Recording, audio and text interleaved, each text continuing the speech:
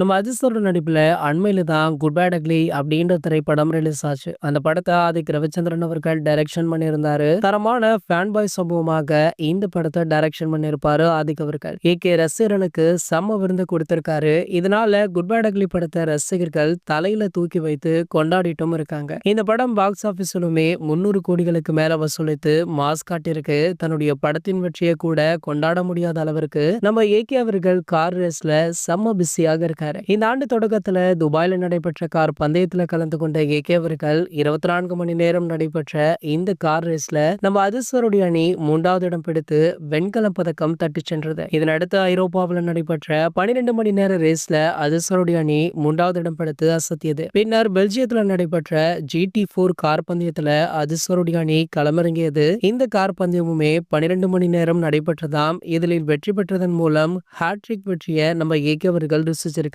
இதுல 2வது இடம் பிடித்து ஒரு மிகப்பெரிய சாதனையை படைச்சிருக்காரு நம்ம ஏகே அவர்கள். ஆகையால் அவருக்கு ரசிகர்களை தாண்டி பல செலிபிரிட்டிஸுமே வாழ்த்துக்களை தெரிவிச்சாங்க. அந்த வகையில தற்போது திமுகவுடைய துணை முதலமைச்சரான நம்ம உதயநிதி அவர்கள் அதிர்ஷ்டருக்கு வாழ்த்து தெரிவிச்சிருக்காரு. சோ அது மட்டும் இல்லாம ஏகே அவர்களுக்கு எங்க சப்போர்ட் எப்போதுமே இருக்கும் அப்படின்னு அதிர்ஷ்டரை புகழ்ந்து தள்ளியும் பேசியிருக்காரா. இவர் பேசிய இந்த வார்த்தைகள் தற்போது சமூக வலைதளங்கள்ல வைரலுமே ஆகிட்டு இருக்கு. இது போன்ற சினிமா செய்திகளை பத்தி நீங்க உடனே தெரிஞ்சுக்க நம்மளுடைய சினிமா கொட்டா அப்படின்ற நம்ம சேனலை சப்ஸ்கிரைப் பண்ணிக்கோங்க.